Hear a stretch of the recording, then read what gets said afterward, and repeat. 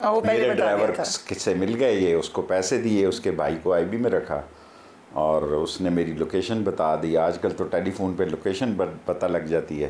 Question us P T I نے کیوں آپ کا ساتھ نہیں دیا؟ جب آپ ان کا ساتھ دے رہے تھے تو پی ٹی آئی نے کیوں آپ کو ڈسون کیا؟ سمجھ نہیں آئی مجھے کہ کیا ہوا اور دکھ ہوا. لیکن میں نے کسی کو کہا نہیں کہ مجھے ٹکٹ دو.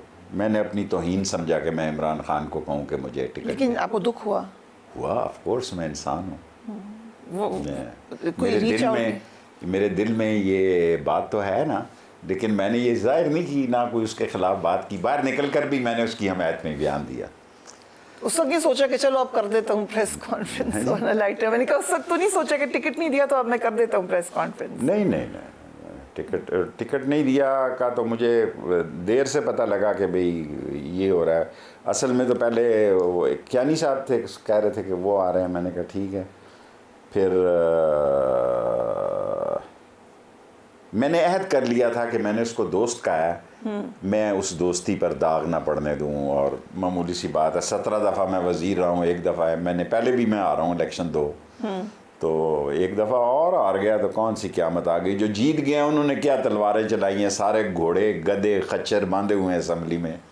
کسی کی میں جانتا ہی نہیں. ایک مجھ سے غلطی ہوئی، پچھلے دن میں کہیں جا رہا تھا، اللہ میرا گناہ معاف کرے، تو ایک بندہ کافی میرے قریب آ رہا تھا. وہ ادھر بیٹھا، ادھر سے ادھر بیٹھا، پھر ادھر آیا. میں سمجھا یہ کوئی آئی بی کا بندہ ہے. تو میں نے کہا تم آئی بی کے آدمی ہو؟ اس نے کہا جی میں تو ایم این اے ہوں اس وقت. میں نے کہا معاف کر دینا، میں آپ کو یعنی ایسے لوگ بھی آ گئے جن کی ٹکٹ جیت گئے. پی ٹی آئی کو اس وقت ہوا بنی ہوئی تھی اس لیے جیت گیا، حالانکہ پی ٹی آئی کے پاس تو بلہ بھی نہیں تھا.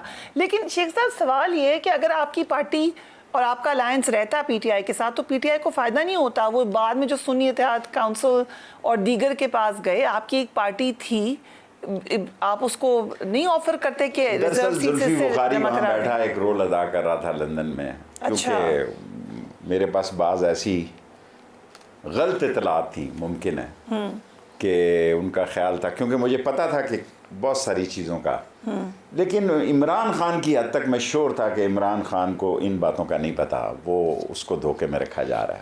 تو آپ نے بعد میں ریچ آؤٹ کرنے کی بھی کوشش نہیں کی؟ ابھی تک نہیں کی؟ کرنا چاہیں گے؟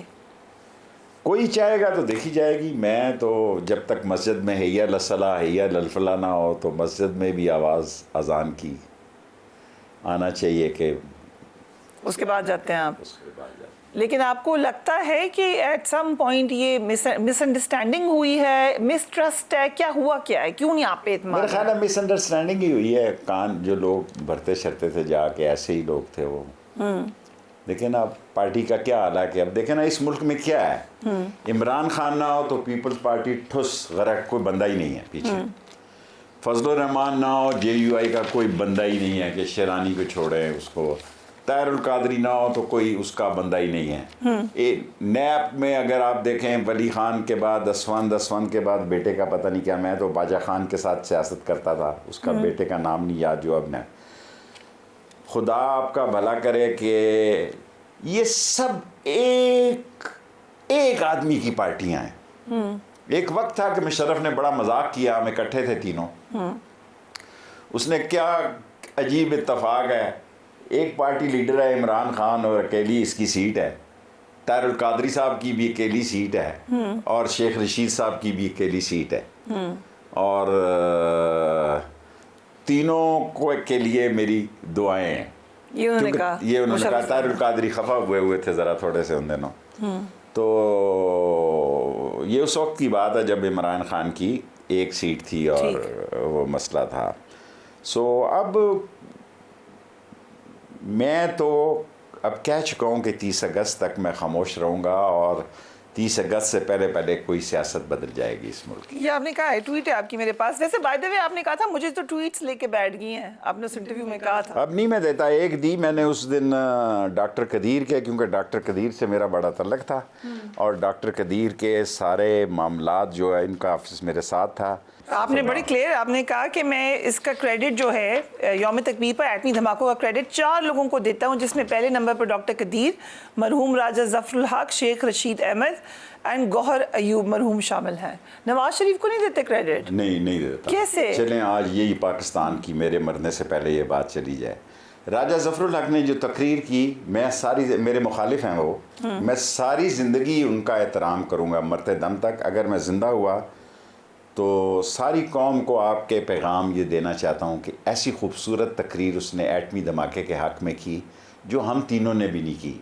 اور تھرڈ مین جو تھا وہ ایک میں تھا، ایک ذکی صاحب نے بھی کی، وہ بیٹھا کرتے تھے، پرنسپل سیکرٹری تھی، تمام کیبنٹ فوجی دھماکوں کی مخالف تھی، خدا کو گواہ بنا کے کہتا ہوں۔ آل دی کیبنٹ، آل دی کیبنٹ۔ مشاہد صحیح، عید الزواہری، مشاہد صاحب، Mushahid Hussein was a top مخالف آف دس دھماکہ اینڈ ایوری تھنگ۔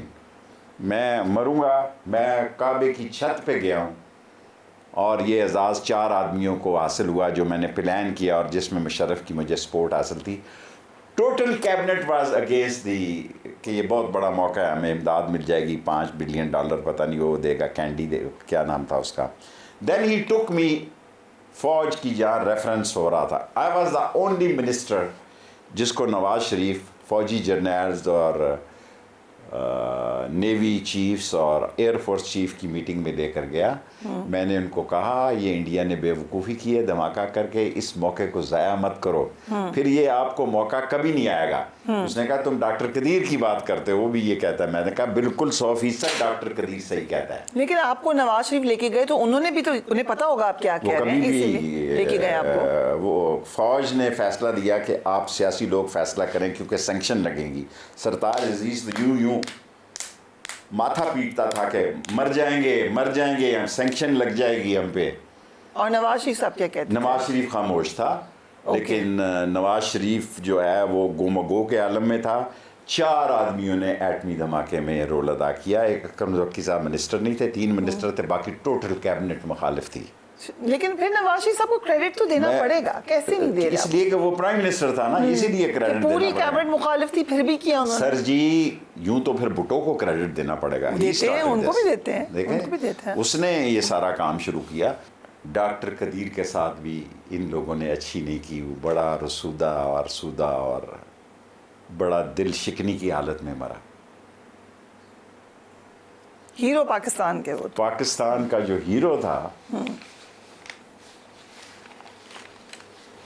وہ بہت برے دل سے مرا، اور میں یہی کر سکتا تھا کہ اس کا یوم سوگ منوانے کے لیے یہ نہیں چاہتے تھے کہ ایٹمی ہیرو کو بطور ہیرو پیش کیا جائے، لیکن میں نے رسک لیا اور یہ کام کیا اور اس دن کو قومی سوگ کا دن ڈکلیئر کیا، رائٹ۔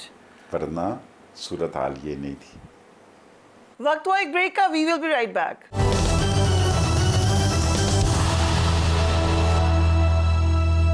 And welcome back. شیخ صاحب ہمارے ساتھ موجود ہیں، عید کے دن چل رہے ہیں، آپ سب کو عید مبارک۔ شیخ صاحب سے مزید بات کرتے ہیں۔ پریشر میں تو ہمیشہ پاکستان رہا ہے، پھر جو پی ٹی آئی پریشر میں نہیں رہا پاکستان، پریشر میں کیا، دیکھیں پٹھان جو ہے انگریز سے لڑا، ٹھیک ہے جی، وہاں جب میں جاتا تھا لکھا ہوا 1686، پہلے سکھوں سے لڑا، سوری سکھوں، ایک جوتی میں پٹھانوں کو دیکھتا ہوں، ایک جوتی میں پاؤں اور ہے، اور جوتی ہے دوسری میں اور ہے، ہیلی کاپٹر چلا رہا ہے، جوتیاں اس کے پاس 2 ایک جیسی نہیں ہیں۔